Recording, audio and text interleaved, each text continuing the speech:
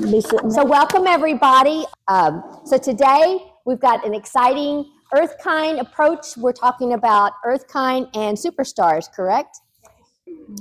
So we're going to start out, and I do believe Cheryl Loftin is going to talk to us first about EarthKind, and then Janet, you're going to follow up with Superstars. Is that how it works? Yeah. All right. So thank you for coming.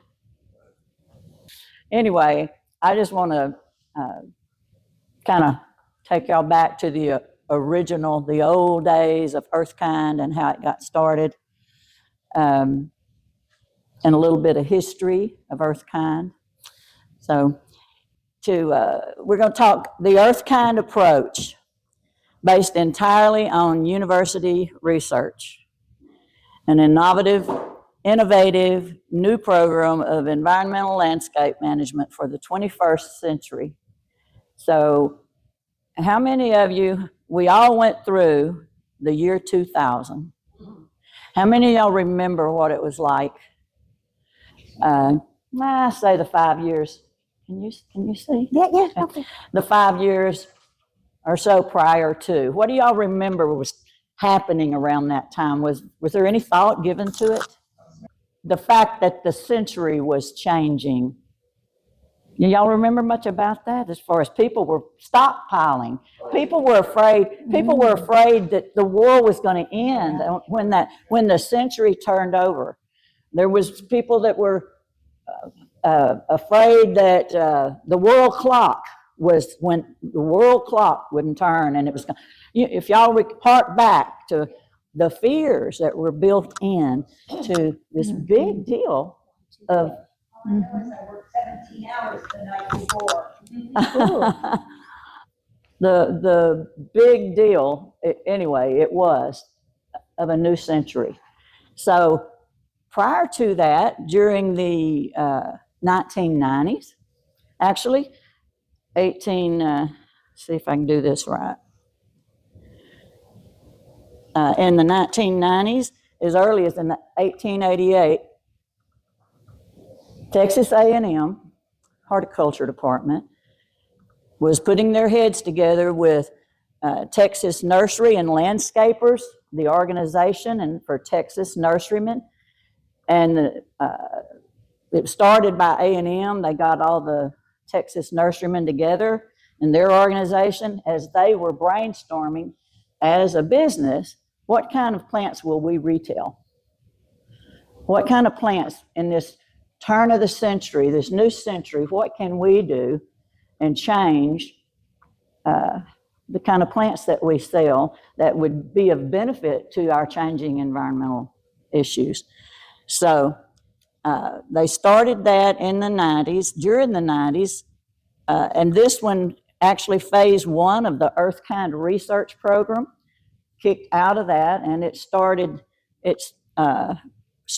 then, and was for Texas, to find plants in Texas that would do well. Okay? Phase two was funded by a grant from the Houston Rose Society, and they were designed to identify roses. Started with the roses, we'll talk about in a minute, meeting the EarthKind criteria in every state in America. It went nationwide. Started with Texas through A&M. So one of the things that they brainstormed is what were the greatest environmental challenges that we faced. All of you right now, if you throw that out, what's the first thing that you would say? Water. And boy, it's hitting us hard up here right now. Data centers are after our water. People trying to pipe our water from other counties and sneak it in on us. Water, everybody's after water, and it's a prime resource. So back in the 90s, we're thinking, okay, we're facing water crisis. What can we do to find plants that don't take as much water? What's another one? Abuse or misuse of commercial fertilizers and pesticides. Used to, everybody fertilized every plant they had. They sprayed. It was just chemicals being used all the time. So you remember back in the 70s, maybe early 80s, they still were using chlorine. Yeah. Oh, yeah. And they found out all the time. Hey, DDT I lived under crop dusters, dusting the rice fields. I'm still here and I'm pretty old, but they did away with all, but I mean, they were free flowing. So here's these nurserymen all thinking, okay, we've got to find plants that don't have to have all that, okay? So reduction of yard waste entering the urban landfills to make room for non-recyclable wastes. So I know it's bad here in the country, but we have more ways of going out and burning and doing things. But in the cities, you know, all of us at some time, we might have retired here. We've lived in the urban with the suburbs, with every house next door, and everybody, every leaf that's raked and grass clippings are bagged in plastic bags and thrown in the garbage truck. And all those leaves and all that Good stuff. Yeah.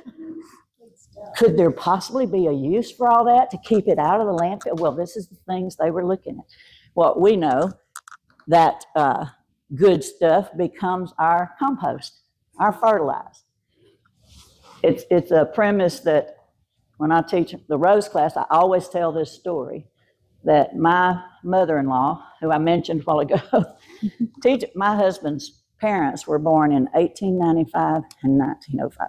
My grandparents were born then, but his parents were born, Daddy, in 1895. Well, she told us his mother he was the number 9 of that big family. And she said, she'd dig us up a big Cape jasmine, she called it. It was a crepe gardenia. She said, I want you to dig up that Cape jasmine. Now, TG, she called him, I want you to go out there in the woods. I want you to rake that top layer off back, and I want you to dig up all that leaf mold. Take your big sack of that home with you to the city and put that in around it. Well, that's exactly what EarthKind is doing now, using the compost, the decomposed natural materials. And that was not a new concept. It's an old and renamed one. So that was one of the ideas. How can we get around that? And then this is one that they've added. And Janet has gone through the EarthKind training, the modern updated one. I was in the original. So landscaping for energy conservation, which as I understand it is now that they know so many more plants because they've been looking for those plants through these ensuing years. And so now finding those plants and putting them in different areas where you use more water here, but you're not watering. I say again about a city. How many times have you driven by, I think of it in the city because you see it so much, somebody with their sprinklers on, it's pouring rain outside and those sprinklers are, because they're on a timer and there's no thought to the waste of the water. Running down the sidewalks. Running down the concrete, watering the concrete, evaporating. So to do away with those kind of things, all of those to help utilize water better. So when they did all that and they were doing their brainstorming, it was, okay, now what plant do we start with? We're going to be looking for the plants that feed into this criteria. What plant do we start with? It had to be the rose.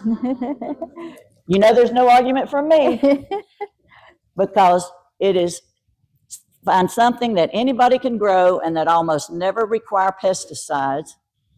And it says all scientists have been searching for those roses since 1988. Do y'all remember rose rustling days? I was a rose rustler back in the 90s, going out to, they were all going out. Where do you find these roses that never need any help? They've been thriving, beautiful for 100 years, and nobody's watering them, nobody's clipping them, nobody's spraying them. Where do you find all that? Go out and rustle them from the cemeteries, from the old broken down homestead that still has the chimney standing there, and there's rose growing around up it. All these places, people were going out and looking on the highways and the byways for the old roses. All of us probably have grandma's rose. I know you, Cindy, you got grandma's rose passed down. I'm sure that, Kathy, I bet you do too. Grandma's rose, cuttings, you know, pioneers coming across this country. They took cuttings of their roses back east and they planted them all along the way. A point about that, my son and his wife, they live in Conroe, but they have a farm in Beedice, and they bought this. It's a 100-year-old farm, completely redone, but it's just very beautiful. But out in the trees right around the house grows pink roses climbing through the trees. You know what that is? 7 sisters. The old 7 sisters. Wow. That traveled all over this nation in the early days being planted here and there. Just hanging, growing through the trees, pink roses. Beautiful. They only grow in the spring. Me, I want them to bloom all summer long. I want a lot of enjoyment for my little bit of effort. So anyway, so there was a lot of rose rustling, looking for these. People have always been kind of afraid to try to grow roses. Yes, ma'am.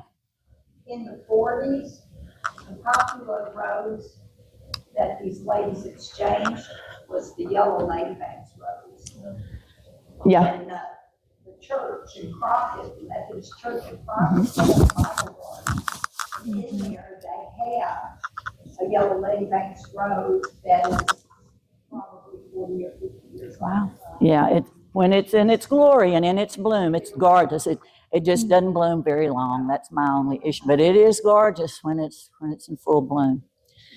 So anyway, these roses, all that they found, all at A&M, they began putting all these potential roses that they found, and along with other old antiques that were highly thought of and all kind of things, into their own trial gardens. And there was a big trial garden up in Tarrant County in Dallas, and they put them into their own trials for 3 to 5 years, all these potentials. Then the ones, and they put them in there with nothing. And you're doing a trial, they don't get any help. They don't, they just put them up there. They might have gotten watered once every 2 weeks or something, but no fertilizer, no spraying. And then over all that time, they found the ones that stood up to the test and kept living, and they found the potential to go on to the next phase, which was the field trials, to see if they could attain to, I don't think they do have these anymore. I don't see them much anymore. The EarthKind designation. Y'all ever seen these on EarthKind plants anymore? Not very often. Okay. Used to, every EarthKind rose always had this tag. It's a very hard won designation to be given that. It's already, that rose would have had to have gone through 3 to 5 years in the A&M trial gardens, out into the field, and made it through national, all states, everywhere. Because there's a couple of gorgeous roses that I just think are most awesome. And I asked Dr. George about this one in particular because her child, her sport, did make EarthKind. Not near the rose she is. He said, well, she didn't do well in all over the country, under all climate conditions. That's a lot of things go into what they're looking for. So, all right, so it went on from there with the rose and the trial to what was to come next. It was going to be applied next to fruit trees to try to find fruit trees that fit these criteria. Try to find trees, vegetables, perennials, flowers, the native flowers. And so that's been being done all through these years beyond. Hence probably why they quit doing a tag for everything. And so, which Janet's going to give us all kind of fun plants and pictures of plants. Yes, ma'am. Isn't that kind of unrealistic to expect these plants to be able to make it in all 50 states? That's what I'm sitting here thinking. For those roses, maybe they softened their criteria for certain plants and changed with roses. Trees where you have to have a certain number of chill hours. Oh, yeah, absolutely. No, yeah, I probably changed it according to fruit trees. Each different thing, they probably started out with roses, and they had to be able to weather through. They had to weather through harsh winters as well as drought summers. You know, and I'm wondering too, you know, you did it at the very beginning, and I think that probably was their focus and their Well, goals. they learned as they But went. when I went, we didn't get a list of, you know, flowers and trees and earth Well, this kinds. was their I'm goal. wondering, This was their goal. Exactly, This was where it was exactly. going next. And as we understood it, it was going to go to fruit trees next. and it might not have I materialized don't like know.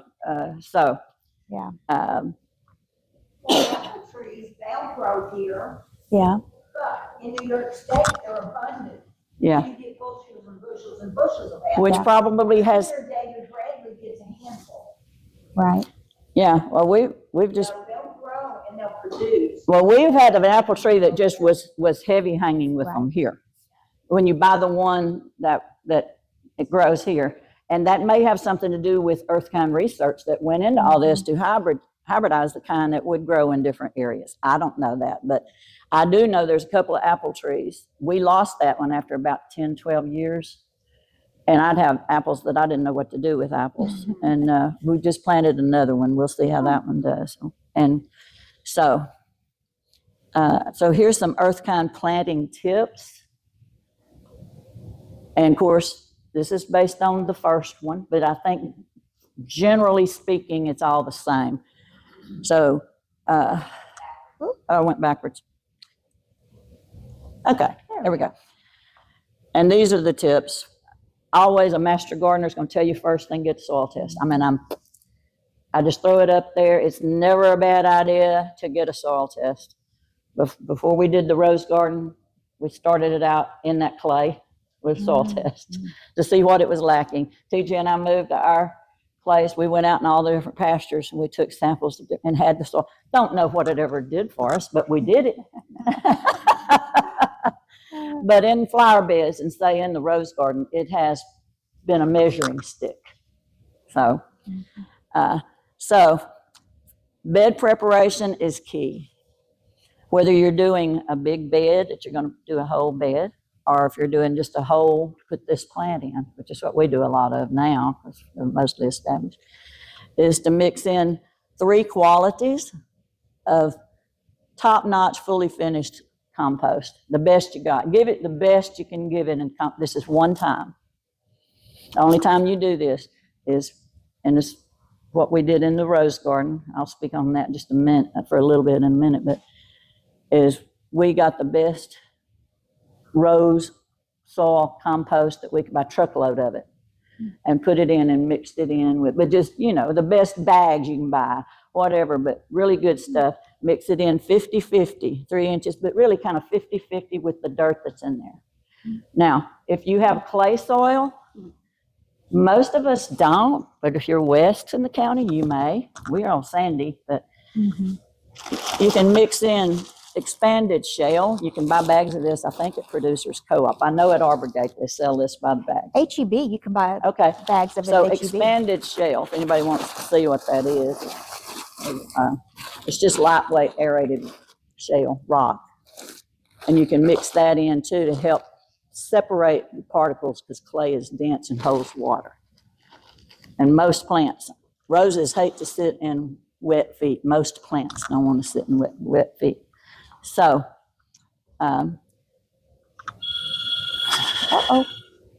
so you mix that in, mix your 50-50, I'd say, 3 inches, but 50-50 of your compost in with the soil. Be sure you allow when you plant for air circulation and don't plant too close. Usually your plant, whatever it is, it'll tell you how far to plant it. Not vegetables, but it'll tell you how far to plant it from each other. So sometimes you add another foot to that would be a good thing if you plant EarthKind. So it needs 8 hours of sun. That's roses. Most anything you plant is going to need a lot of sun to bear fruit, to have flowers, right? So morning sun's preferable. If I had morning sun on all 4 sides of my house, it'd be so wonderful. Because that's paradise to a plant, right? They all want the morning sun. Okay. Has to have good drainage. Like I said, nothing likes wet feet. For clay soils, work in the expanded shale, or you can use gravel if you want to work that in. Water, the EarthKind way, drip irrigation was best. That makes for less waste because the sprinkler's not running all the time and just throwing water on concrete and all over.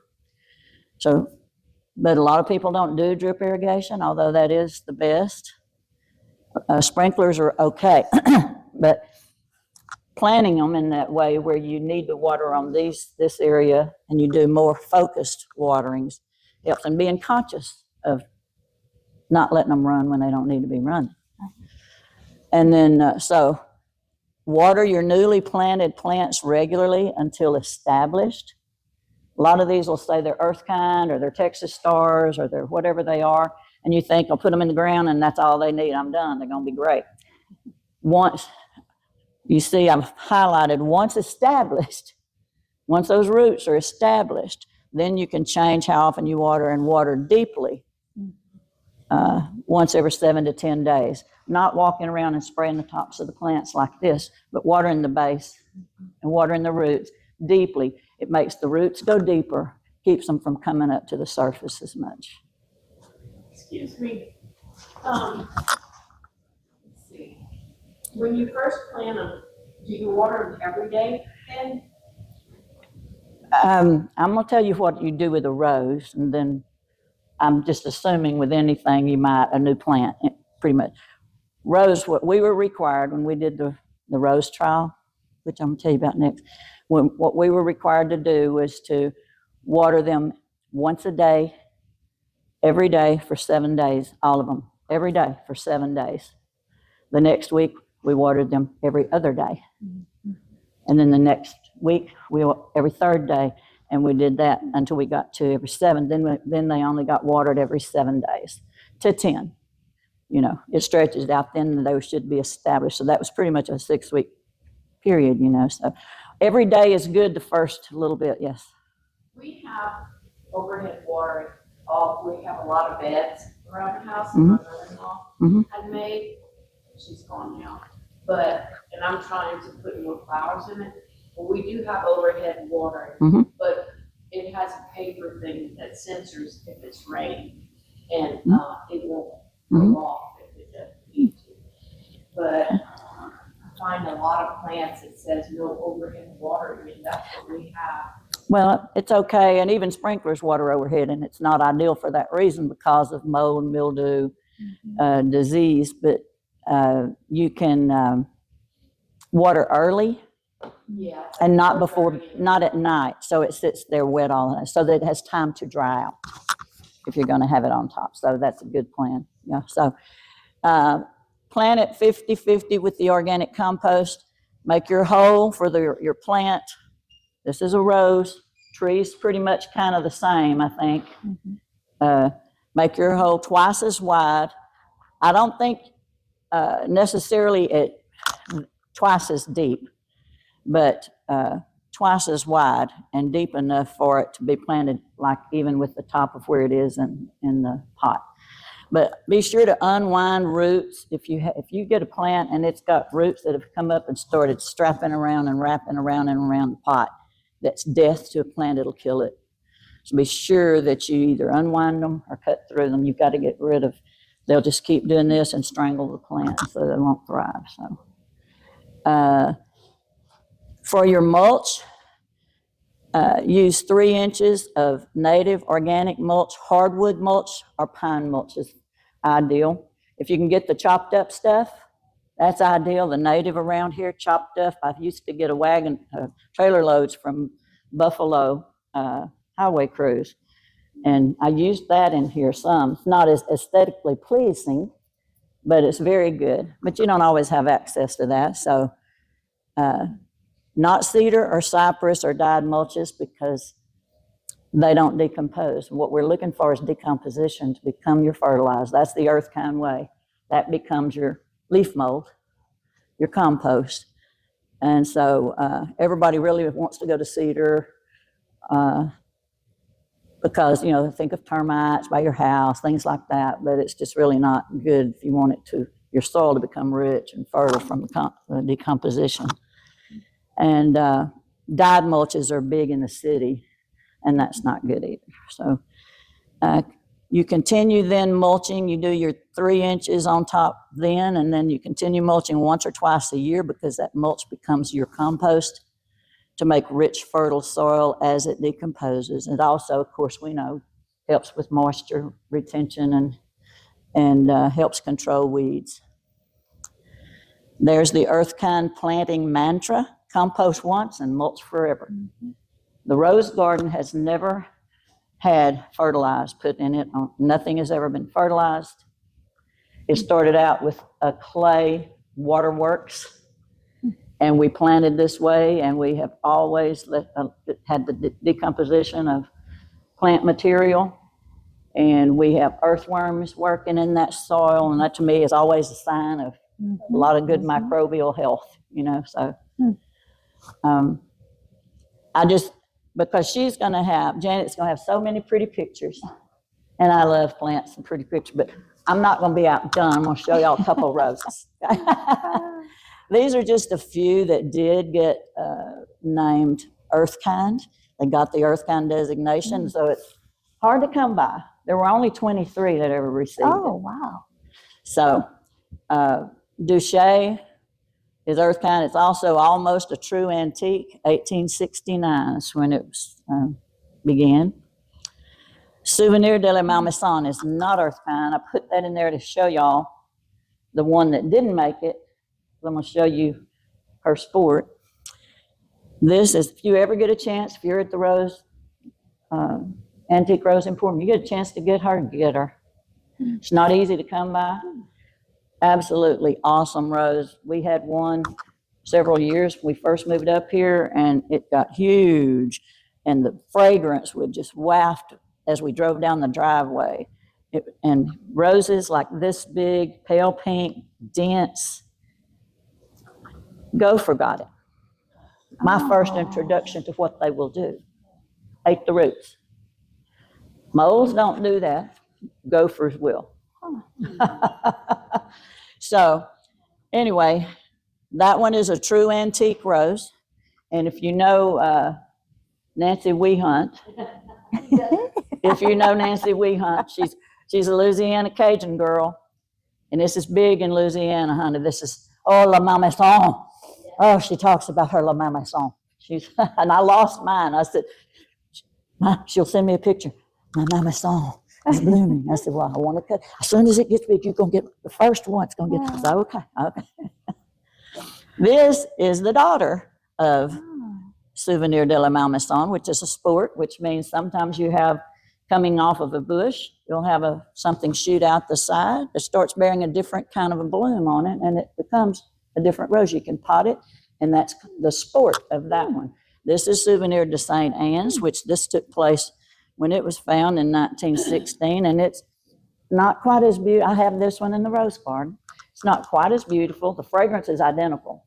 Wonderful. Same color, but this one is like a 5 or 6 petaled floppier rose, where the mother rose is densely petaled. Okay. But that one did make EarthKind. This Duchess de Brabant from 1857 is a true antique. There's a story to that, and I won't go into that here, but in my class I do. Okay. And it is EarthKind, and that was a cabbage rose, they called them, and it was Teddy Roosevelt's favorite rose, and he wore a rosebud of that on his lapel all the time. So, and Monsieur Tillier, 1891, is where it was bred, and that did make EarthKind a really nice rose. And Lamorne, 1915, made EarthKind Pearl d'Or from 1884, got EarthKind. And the old original Knockout did make EarthKind because it did well everywhere. Okay.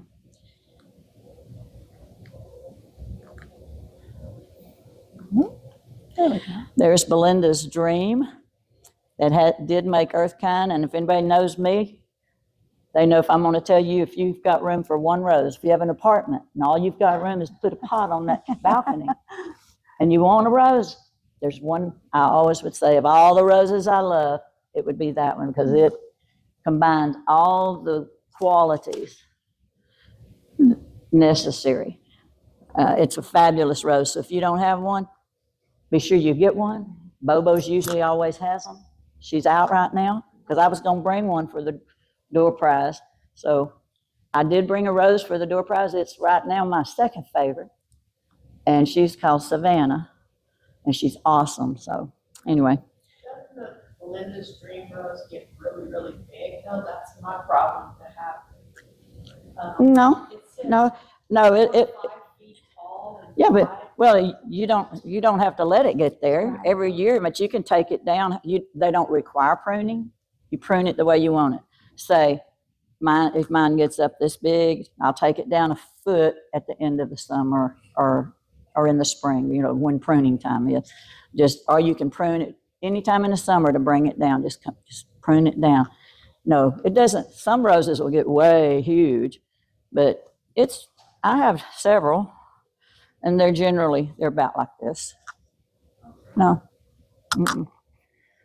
Okay, so then Carefree Beauty was EarthKind, and I've put these two here. They're both modern roses. You noticed all the others were 1800. A lot of antiques are in those original EarthKind. These are modern shrub roses that have got the genetics passed down from those old antiques, all the good qualities that were bred into these awesome, all of it into a modern rose. So, and these two roses were the benchmark roses used in the rose trials to measure against for all our other roses.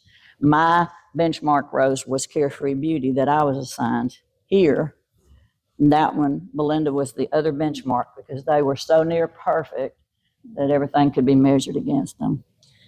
And so this is just a moment to tell you a little history about the Rose Garden and when it started. The Leon County Rose Garden was first started in 2009. We started work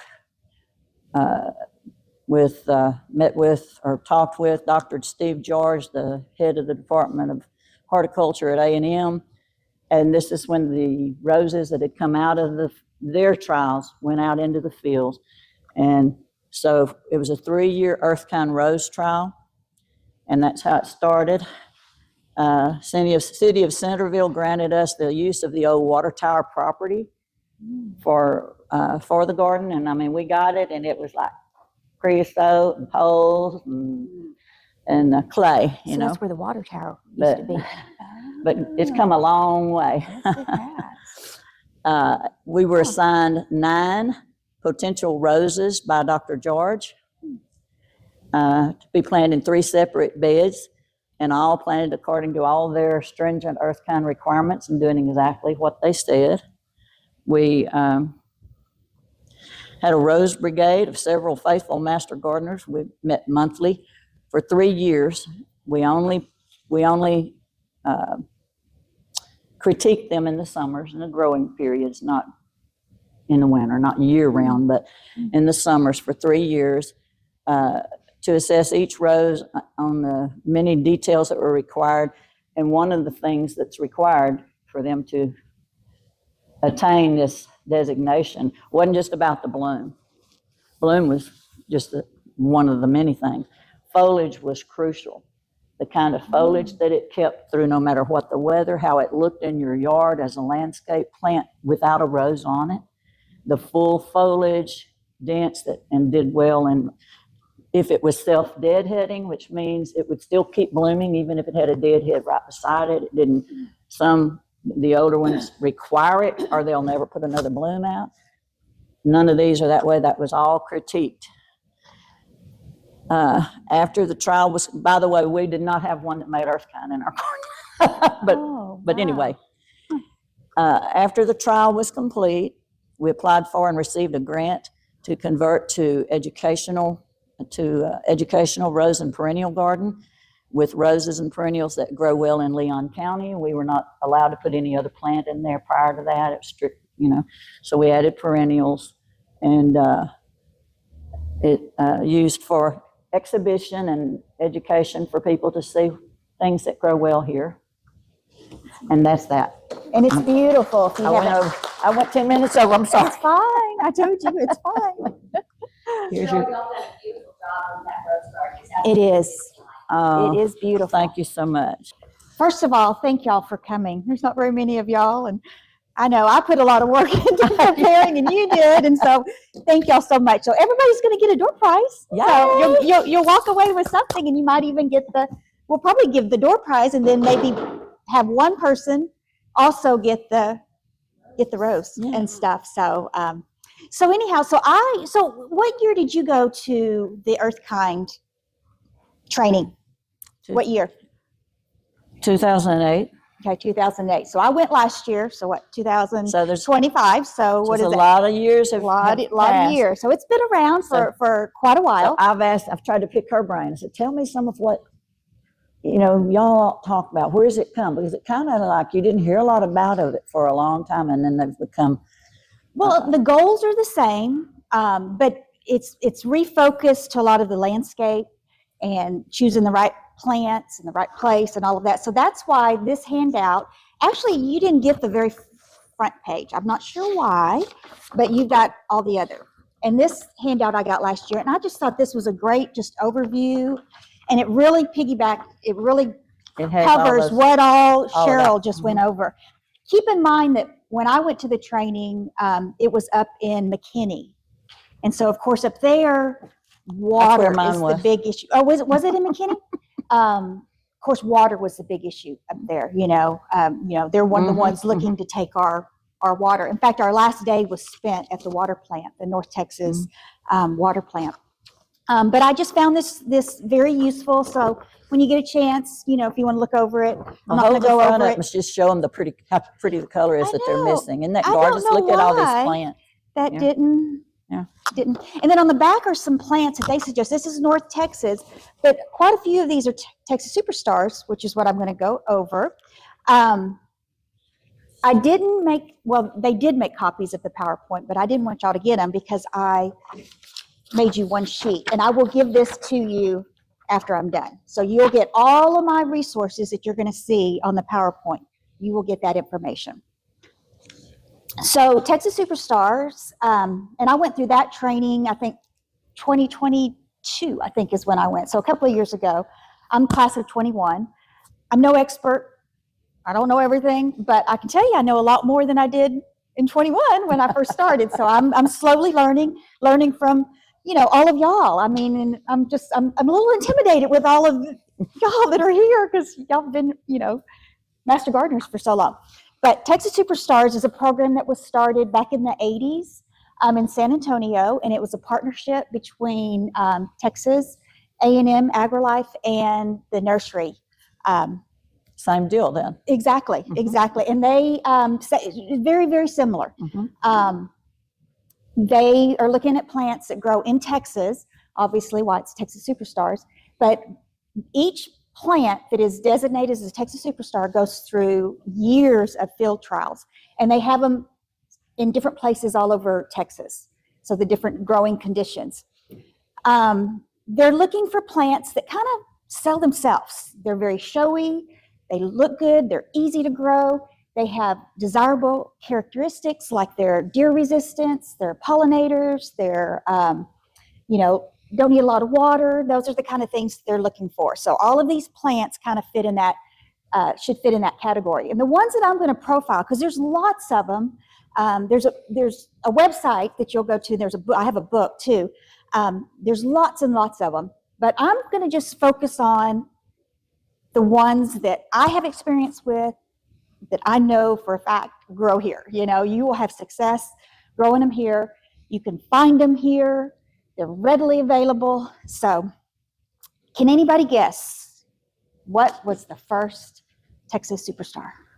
Which plant was designated as the first Texas Superstar? Which one? Who said that? What'd you say? What'd you say? Which bluebonnet? Oh. Okay, which side am I doing? This one here. Oh, this? Yes. Oh, the arrow. Okay. Okay, so that's all the information. So, yep, Texas bluebonnet. And the Texas maroon bluebonnet was recently added as the Texas Superstar. So, yes, very good. Okay, so what I'm going to do is I'm going to show you a picture. Can you tell me? It's kind of hard to see, but anybody? And actually, I've got it right here. This one. Anybody? What is this? Mexican heather. Mexican heather. Okay. It's an annual. Although it might come back, I haven't had success in it coming back. It's very readily available. The picture, this was at a nursery, it's called Growers Outlet, and they list it as a perennial. Has anybody had any luck with it? Perennial down there, In Willis? down in the further south. It's You perennial. think, okay. In Houston, it is. Yeah, because I don't have. I know. Yeah, I love it because it's very showy, and it also comes in white. But it's great mixed containers, hanging baskets, a nice border, needs full sun, and it attracts bees and butterflies. Okay, next one. Anybody? Know what that one is? Got blue flowers? You're very close. Blue days. Blue days. Again, an annual, although some grow it as a perennial. I have not had luck with it as a perennial. It's pretty readily available. I saw this at Bobo's actually a couple of years ago with it partnered with the potato vine. And so I'm like, I can do that. And so that's what I do is I just planted it with my potato vine. But it blooms best in the full sun, but it doesn't come back. All right. What about this? Vitex. Very good. And there's a beautiful one over at the Rose Garden. Two. Two of them? Okay, I just see the one you can't miss in the front. You must Yeah. have the one in the back. That's right. Well, that's right across from Is me. it? Is that one? Okay. Yeah. It's very hardy, fast growing, beautiful lavender spiked flowers in early summer. And some consider it invasive. Have you heard that? Well, you'll have little ones come up, but you can take care of it. don't worry about it. Yeah, Get that's rid kind of of them. how I look at it. But I have two that I planted. My husband promptly mowed over one of them, but it has come right back. So I thought for sure it was a goner. But so it's a pretty hardy plant. I can attest And you to can that. make them into trees like those. You can make them into trees or keep them as a shrub. It is so interesting to see the one. That one I'm just fascinated with that one at the Rose Garden. Well, we left the trunk and kept cutting it up and pruning up. So for the Just got architectural all these interest, arms and branches, yeah, and it's they to add to the curve garden. and- Yeah. yeah, it's really interesting. All right. Mm. Esperanza. Esperanza, yeah. A perennial. I mean, mine comes back. Beautiful yellow flowers, full sun, attracts butterflies and hummingbird. The yellow bells is a Texas native, very similar. I'm not sure what the difference is between the two, but I think they're the same. I know. It's the same. And That's I've its kind of nickname. looked, That's its nickname. it might kind of cross-reference different ones, and they didn't really say that, Yeah, but it yeah. seems like it. I know. We've always used it interchangeably. But you can buy these anywhere. This one's kind of hard it's at the Rose Garden. I think they also have it at the flagpole by the ag office. Kathy, you know what that is. Henry Duelberg salvia. Yep. Perennial, beautiful blue flowers, spring to frost. And it gets very big. If you want a cottage garden looks cottagey, it makes it big. But can you trim it back like we were Oh, talking yeah, about you the can roses? cut it back, and but you kind can of also buy train it? smaller ones like Victoria that you don't, Well, that will make the smaller. But yes, you can cut it back and it'll just bloom more and it'll Yeah. grow bigger. Yeah. now, I kind of find it hard to, you're probably going to know what, you buy it because it's so readily available. But I have bought it and stuff, but it's kind of hard to find. I don't find this everywhere. So, If you come work in the rose garden, you usually get to take home Yeah. some of it. so this one is very similar. Does anybody know what? What do you just, what do you say? Victoria salvia, mystic spire. Mystic Spires blue sow. And this one you'll find everywhere, exactly, and stuff. So this one's, so if you're looking for that similar look, you can't find the Henry Duelberg, you might want to look for this Mhm. one. Perennial, full sun, readily available. It's not as tall though, right? Well, It seems like mystic spire, it is taller than, spires is taller than Victoria. It's pretty, but it says it's the compact form of the indigo spire, which is a native plant. So I think it's, yeah, but Still the gets indigo tall. spire will get really tall, and this one is still this will tall. be, yeah. It's still tall, but And I don't know if you can see, it's kind of in the middle. They've got the front and then they've got it, and they've got stuff in the back. yeah. So it's kind of in the, in planted front of the middle. yucca, it's kind of Yeah. up to the middle of it, so. This is a recently added one. This one's kind of hard to see, but it's kind of a purplish, Is a that light that purple. ageratum, or, I don't know. No, mist flower. Mist flower. It's recently named full sun. It's king of the butterfly plant, and Texas native, and you can find it at HEB in their native. They have Such- that at Bobo's too, the blue mist flower, but isn't that real aggressive spreader though?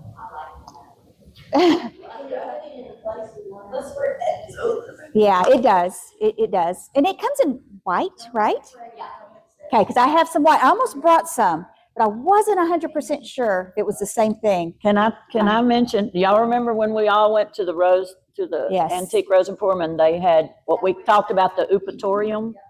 Eupatorium is one of the mist flowers, and we had to shake the swallowtails off to put it in the car.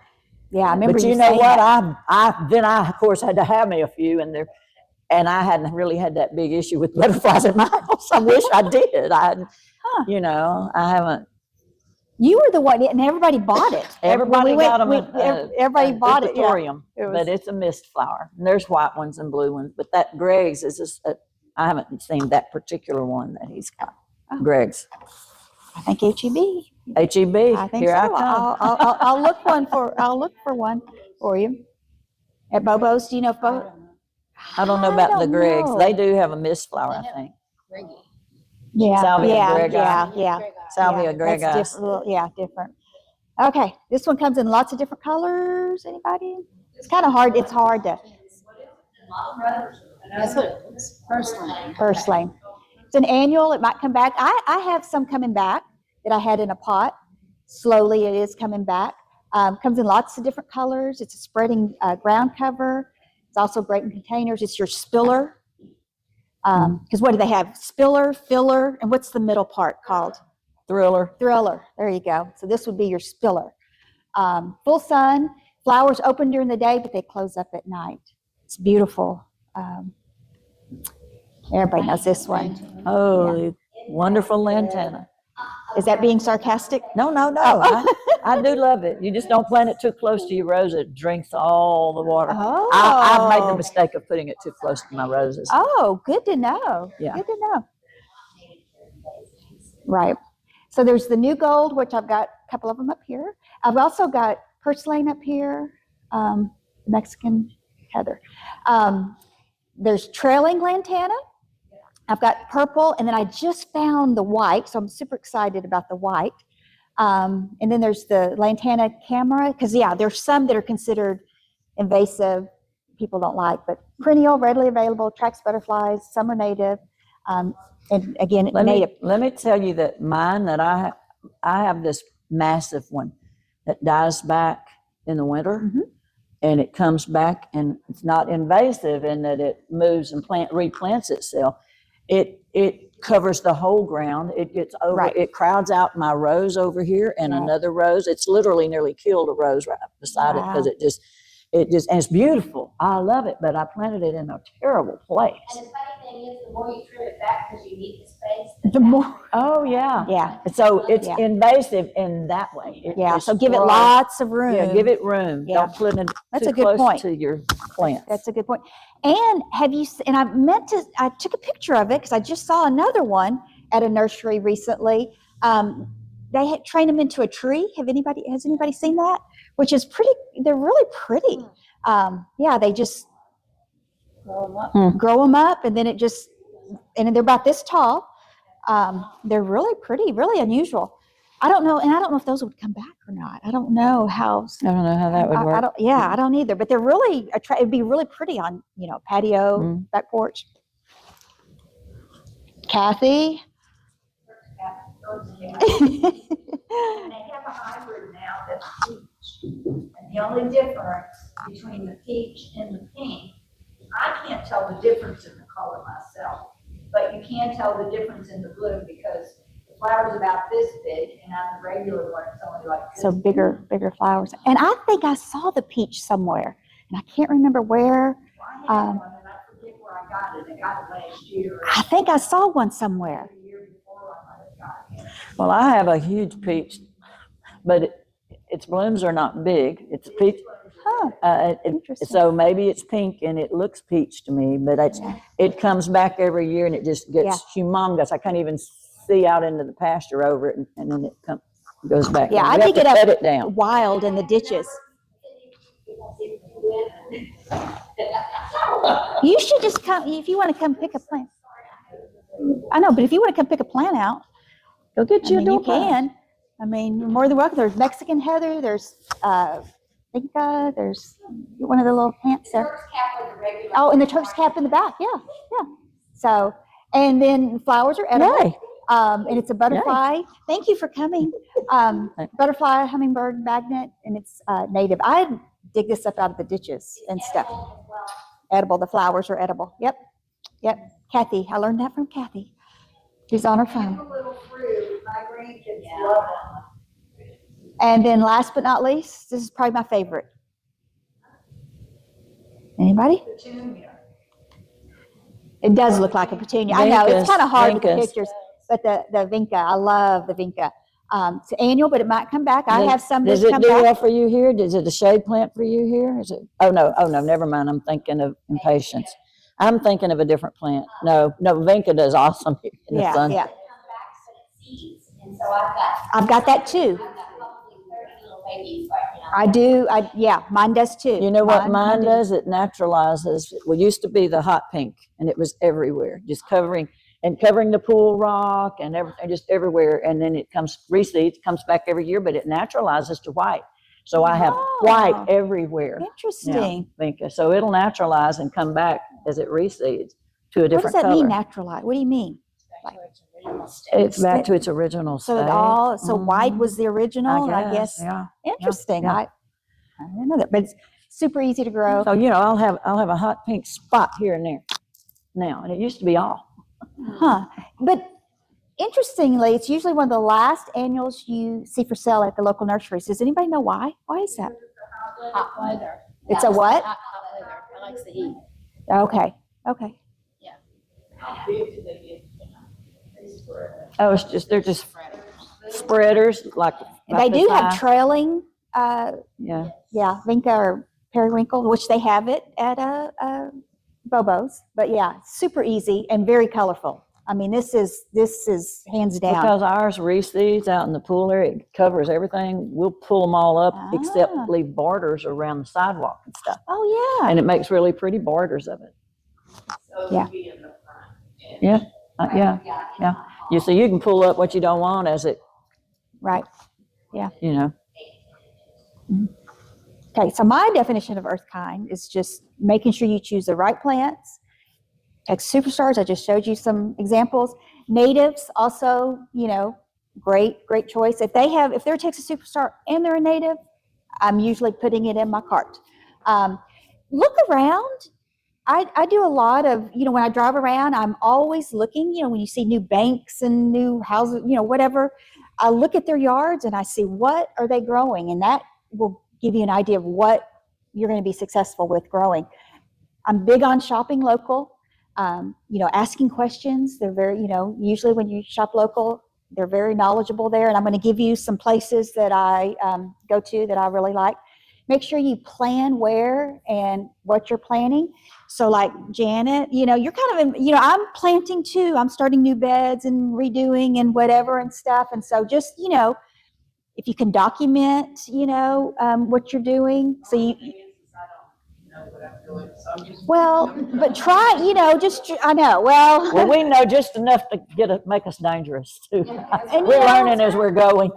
and you learn best from your mistakes, Yeah, and that's stuff. right. So, you just, I bought a bunch of dwarf Mexican petunias. Uh-huh. Like I got 14 of them, and 5 in one little bed in the front, and then around a teardrop shaped bed that my husband made for me. yeah. And the rabbits or squirrels or whatever are eating them up. Yeah. And I don't know what to do. Yeah. I put some kind of granules I got yesterday in the co-op around Yeah. there. That's part of why. I was going to say, yeah. Yeah, that's Yeah. what that guy was. Yeah. I'll tell y'all what I did.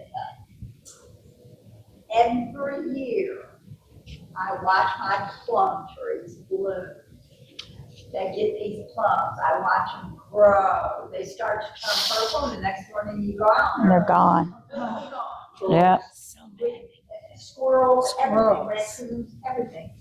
Last year, they got all my figs, they got all my plums, they go in my garden and eat a bite out of a tomato plant.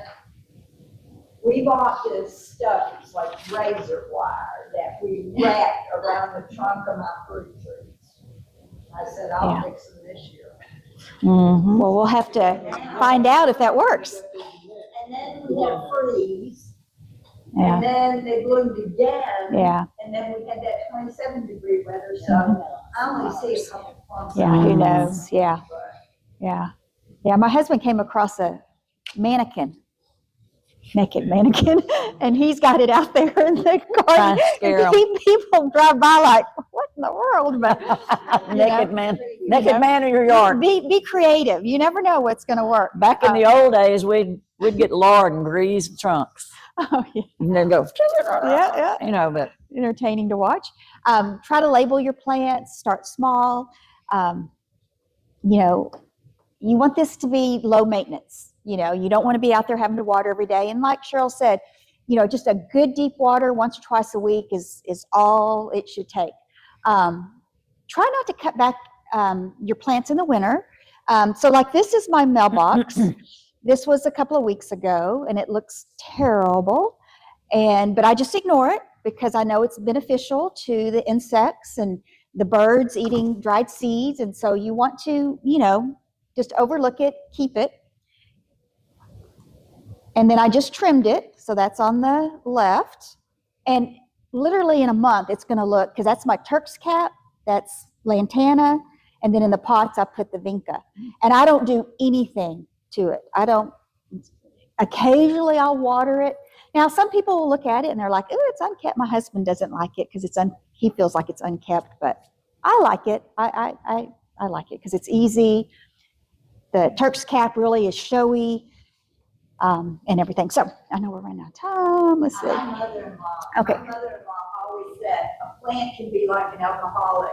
The more water you give it, the more it wants. I maybe water 4 times through the whole summer. Yeah. See, that's They what Yeah. EarthKind is all about. Is exactly that exactly. You probably do you fertilize? No. Yeah. Pesticides? Yeah. Perfect. So some of the places, of course, Bobo's, you cannot beat. Even though your prices went up this year, I was like, oh my God, they're going up. Still, compared to other places, you cannot beat Bobo's. Has anybody ever been to Miss Jo's Plants and Gifts? She was in Midway, but now she's at that park there in Madisonville, and she's a super nice lady, and she's got a lot of different stuff. She's set up there. Of course, Centerville Feed, I know the one lady that used to be She's there. gone. Margaret, right? Margaret's Margaret's gone. But gone. they're still trying. They got somebody They're else trying. or Well, no, the something owner's trying. trying She's and trying. stuff. So there's a few.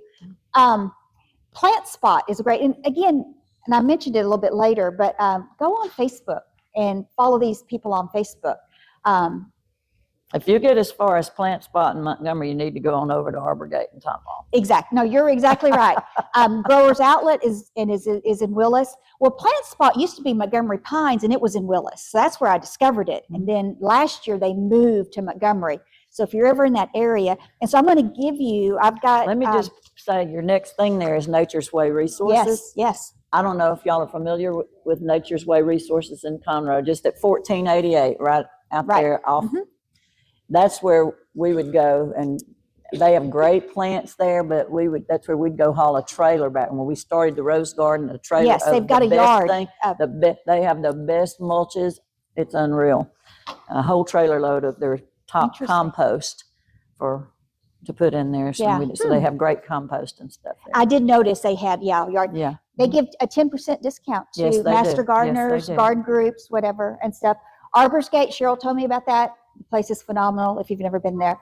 Plant sales, there is one coming up this Saturday, the SFA in Nacogdoches, and it's a great yard sale. And you can go online, and I mean, I think it's got like 200 and something plants listed that they'll have for sale. They give a little description, very helpful, but it's really good. We've toured those gardens at SFA before.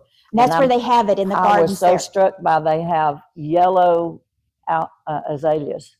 growing, wow. growing up in the trees and big shrubs all through the woods, yellow azaleas I've never Wow.